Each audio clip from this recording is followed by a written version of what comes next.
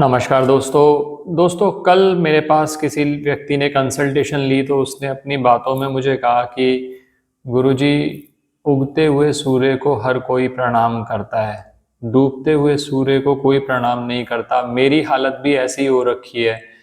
तो मैंने उसको करेक्ट करते हुए कहा कि हिंदू सनातन धर्म इतना बड़ा है कि यहाँ पर डूबते हुए सूर्य की भी पूजा की जाती है।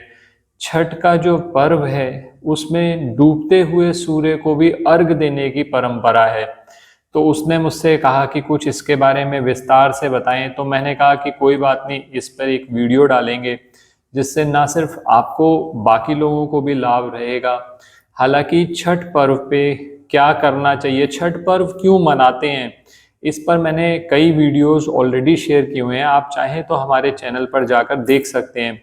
लेकिन आज का वीडियो बहुत खास है। मैं आपसे बात करूंगा कि छठ पर्व बिहार में बहुत ज़्यादा मनाने की परंपरा है, लेकिन यहाँ पर मैं छठ पर्व के लिए व्रत रखने की बात नहीं कर रहा। मैं कह रहा हूँ कि कुछ ऐसे उपाय जो छठ पर्व पर कोई भी कर सकता है, वो मैं आज इस वीडियो में बात करूंगा। छठ पर्व के स्पेसिफिक उपाय मैंने अलग से वीडियोस में बात किए हुए हैं, वो आप हमारे चैनल पे देख सकते हैं।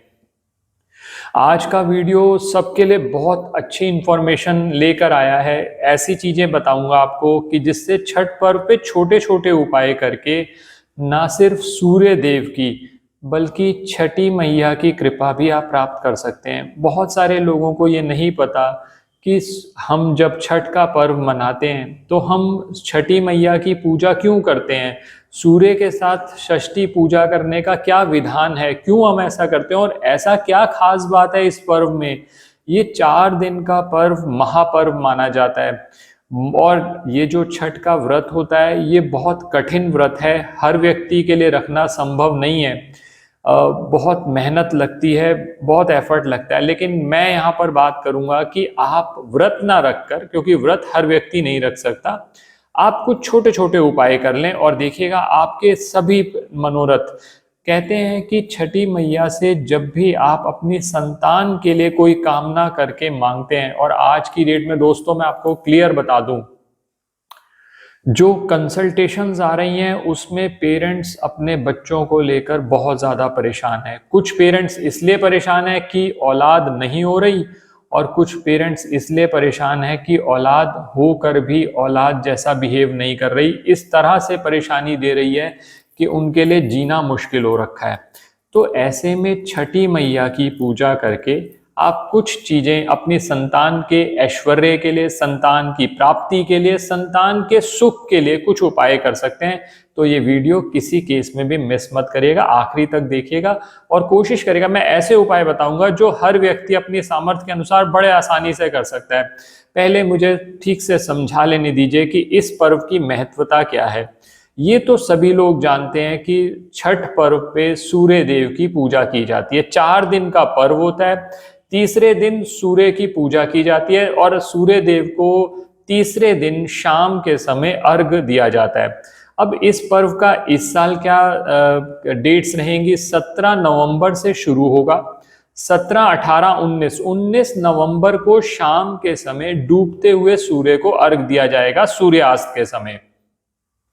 तो आप सबसे पहला काम तो ये करेंगे कि 19 नवंबर को शाम के समय डूबते हुए सूर्य को अपनी सिटी में जहां पर भी आप रह रहे हैं वहां पर ये देख लीजिए कि सनसेट किस समय पर होता है। क्योंकि मैं यहाँ पर कोई टाइम बताऊंगा, मैं दिल्ली के हिसाब से या एक सिटी के हिसाब से बताऊंगा आपको। आप जिस भी सिटी में रहते हैं लोकल पंचांग देख लीजिए, सूर्य जिस समय पर अस्त हो रहे हैं आप सूर्य को जल देंगे। किस तरह से देना है वो मैं आखिर में बात करूंगा। ये सूर्य को जल देंगे सूर्यास्त के समय। और 20 नवंबर को सुबह सूर्य उदय के समय आप सूर्य को जल देंगे। ये दो जल देने की, डूबते हुए सूर्य को 19 नवंबर को और 20 नवंबर को उगते हुए सूर्य की। अब लोग ये पूछते हैं कि डूबते हुए सूर्य को अर्घ क्यों दिया जाता है। आप जानते हैं सूर्य ग्रहों के राजा हैं। अगर आपको सरकार से संबंधित कोई भी समस्या आ रही है, आपको अपने स्वास्थ्य से संबंधित कोई भी समस्या आ रही है, या आप कहते हैं कि सरकारी कामकाजों में तो बहुत दिक्कत आती है, आप सरकारी नौकरी में हैं, आपको प्रमोशन नहीं मिल रही, बहुत सारे बच्चे हमारे पास कंसल्ट करते हैं कि हमें सिविल सर्विस में जाना है, आईएएस बनना है। तो ऐसे केसेस के अंदर सूर्य अगर आपकी पत्री के अंदर स्ट्रांग नहीं है, और बहुत सारे लोग ये भी पूछते हैं सर गवर्नमेंट नौकरी का योग है या नहीं है हमारी, तो अगर सूर्य को मजबूत करना हो, सूर्य जब तक मजबूत नहीं होंगे, क्योंकि सभी ग्रह जो ऊर्जा ले रहे हैं वो सूर्य से ले रहे हैं, तो सूर्य को मजबूत करना बहुत बहुत जरूरी है। और ये 2 दिन मैंने आपको बताए। अब जब डूबते हुए सूर्य को अर्घ दिया जाता है तो वो दिया जाता है किसी मनोकामना पूर्ति के लिए। कोई भी आपकी मनोकामनाएं हैं, आपके सरकारी कामकाज में दिक्कत आ रही है, सूर्य आंखों का कारक भी माना जाता है। अगर आंखों में कोई दिक्कत आ रही है, आपकी सरकारी नौकरी चाहते हैं, आप प्रमोशन चाहते हैं, सरकारी नौकरी कर रहे हैं, तो ऐसे में डूबते हुए सूर्य को अर्घ जरूर देना चाहिए। और इसी तरह से 19 को जब आप अर्घ देंगे तो 20 नवंबर को सुबह जब सूर्य सनराइज होगा उस पे भी आपने अर्घ देना है। ये जो पर्व है सूर्य को अर्घ देने के साथ ही खत्म होता है। 17 से शुरू हुआ, 20 को खत्म हो गया। ये तो हो गई सूर्य देव को अर्घ देने की बात। किस समय पर देना है, किस पर्पस के लिए देना है, मैंने बता दिया आपको। अब छठी मैया का आपको बताता हूं कि कई लोगों से, इवन बहुत सारे ज्ञानी जन भी बात करते हैं, तो हम पूछते हैं कि छठी मैया की पूजा क्यों की जाती है, तो वो नहीं बता पाते कि आखिर छठ पे हम सूर्य देव की पूजा करते करते छठी मैया की क्यों पूजा कर रहे हैं। तो छठी मैया का उल्लेख अलग अलग पुराणों में आता है। ब्रह्म वैवर्त पुराण में कहा गया है कि वो ईश्वर की पुत्री देवसेना है। इसी तरह से एक राजा प्रियव्रत की स्टोरी आती है कि उनकी संतान बार बार होकर मर जाती थी, तो उस समय वो इतना निराश हो गए, उन्होंने पुत्रेष्टि यज्ञ किया और वो यज्ञ के बाद भी उनकी संतान की मृत्यु हो गई। इस पर निराश होकर पति और पत्नी दोनों आत्महत्या करना चाहते थे। उस समय पर छठी मैया प्रकट हुई। उन्होंने ये कहा कि अगर तुम मेरा व्रत रखते हो, मेरी पूजा करते हो, तो तुम्हारे को संतान जरूर प्राप्ति होगी, संतान आरोग्य भी रहेगी।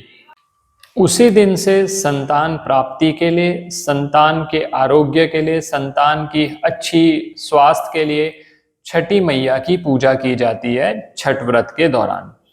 अब कई जगह पर यह कथा भी आती है कि छठी मैया सूर्य देव की बहन है और इसी वजह से छठ पूजा के दौरान सूर्य देव के साथ छठी मैया की पूजा की जाती है। तो आपके इन अ वे 2 हेतु साबित होते हैं इससे। जब सूर्य देव की आप पूजा करते हैं तो आपको आरोग्य मिलता है, और जब आप छठी मैया की पूजा करते हैं ऐश्वर्य, धन की प्राप्ति, संतान सुख की प्राप्ति, संतान को सद्बुद्धि मिले, इसके लिए प्रार्थना की जाती है। तो ये सिग्निफिकेंस है इस त्योहार का, दोनों सूर्य देव की और छठी मैया की पूजा करने का। अब आप क्या कर सकते हैं उपाय? ये उपाय आप सबसे बेस्ट रहेगा 19 तारीख को कर लें या 20 तारीख को कर लें, दोनों में से किसी भी दिन कर सकते हैं आप उपाय। एक तो आप ये कार्य करिएगा, क्योंकि आप व्रत नहीं रख पा रहे, तो जिस व्यक्ति ने छठ का व्रत रखा है आप उसकी सेवा करें, उसको कोई चीज चाहिए आप उसको उपलब्ध करा दें। सबसे अच्छी सेवा तो ये है, आपको सूर्य देव की और छठी मैया दोनों की पूजा करने का फल मिलेगा। दूसरी बात यह है कि जैसा मैंने कहा कि सूर्य देव को आपने डूबते हुए और उगते हुए, मैंने आप डेट्स बता दिया आपको, आपने अर्घ देना है। अब अर्घ कैसे देना है? तांबे का लोटा ले लीजिए और प्लेन जल, जो सादा जल है वो ले लीजिए। अब आप किस हेतु के लिए सूर्य देव को प्रार्थना कर रहे हैं उसके हिसाब से उसमें कई चीजें मिलाई जा सकती हैं। मान लीजिए जैसे आप कहते हैं कि आप चाहते हैं कि आपका बुद्ध जो है वो स्ट्रांग हो, तो पानी के अंदर कोई भी हरा रंग मिला सकते हैं, कोई हरी वस्तु जैसे हरी मूंग की दाल मिलाकर आप सूर्य देव को अर्घ दें। और एक मंत्र है ओम घृणी सूर्याय नमः, ओम घृणी सूर्याय नमः। ये मंत्र डिस्क्रिप्शन में दे देंगे, आप वहां से भी देख सकते हैं। बहुत आसान मंत्र है। इसी तरह से जो व्यक्ति सरकारी नौकरी पाना चाहते हैं, सरकारी नौकरी में तरक्की पाना चाहते हैं, तो जल के अंदर लाल चंदन मिलाकर आप अर्घ दे सकते हैं। अब लाल चंदन आपके पास नहीं है तो रोली का प्रयोग भी किया जा सकता है, लाल पुष्प का प्रयोग भी किया जा सकता है। मान लीजिए आपके सरकारी कामकाज में दिक्कत आती है तो भी आप ये उपाय कर सकते हैं। अब जो मेल्स या फीमेल्स मैरिज चाहते हैं, जल्दी मैरिज चाहते हैं, तो जो जल है उसके अंदर थोड़ी सी हल्दी मिला लें और फिर अर्घ दें, डूबते हुए सूर्य को और उगते हुए सूर्य को, दोनों समय पर देना है ये अर्घ। और मंत्र जैसा मैंने जो बताया, ओम घृणी सूर्याय नमः, इस मंत्र का जाप करते रहें। अब आखिरी में छठी मैया की कृपा पाने के लिए आपकी कोई मनोकामना है तो आप क्या करिए कि इस समय पर छठ पूजा के दौरान गुड़ की मिठाई बनती है जिसे ठेकुआ भी कहते हैं, ऐसा ही कुछ और भी ले सकते हैं। अगर आपके पास ये मिठाई उपलब्ध नहीं होती आपको तो आप कोई नॉर्मल मिठाई ले लीजिए, वो आप गरीब व्यक्तियों में और बच्चों में बांट दीजिए, चाहे 19 को कर लीजिए चाहे 20 को कर लीजिए, आपको जिस दिन सुविधा हो, जिस दिन आपका बजट परमिट करे, जिस तरह से आप समय परमिट करे, आप उसके हिसाब से कर लीजिए। आप देखेंगे छठी मैया का आशीर्वाद भी मिलेगा। जब आप ये क्रिया कर रहे होंगे तो मन ही मन छठी मैया का स्मरण करते हुए, ये कहते हुए कि मेरे या तो मुझे संतान चाहिए या मेरी ये मनोकामनाएं हैं, या ये ध्यान में रखते हुए कि मेरी संतान को आरोग्य प्राप्त हो, उसको सफलता मिले, ये सोचते हुए आप ये मिठाई आप छोटे बच्चों में, गरीबों में, जहां पर भी आपके लिए संभव हो वितरित कर दीजिए। आप देखिएगा आपको छठ पूजा का बहुत लाभ मिल जाएगा। घर में थोड़ा साफ सफाई का ध्यान रख लीजिए। ये ऐसी चीजें हैं जो हर व्यक्ति कर सकता है और जरूर करें आप। 19-20 में से जिस दिन भी आप कर सकते हैं, आप देखिएगा आपको लाभ जरूर मिलेगा। आशा करता हूं दोस्तों वीडियो पसंद आया होगा। अगर वीडियो पसंद आया तो लाइक करें, बाकी लोगों के साथ भी शेयर करें। चैनल पे नए हैं, अब तक सब्सक्राइब नहीं किया तो प्लीज सब्सक्राइब कर दें, बेल बटन को पुश करना ना भूलें ताकि समय पर वीडियोस की नोटिफिकेशन आ जाए। किसी भी तरह के ज्योतिषीय परामर्श के लिए हमारी वेबसाइट्स पर विजिट करके अपॉइंटमेंट बुक कर सकते हैं, जिनका लिंक डिस्क्रिप्शन बॉक्स में दिया हुआ है। धन्यवाद दोस्तों, आप सभी लोगों को छठ पर्व की बहुत बहुत शुभकामनाएं।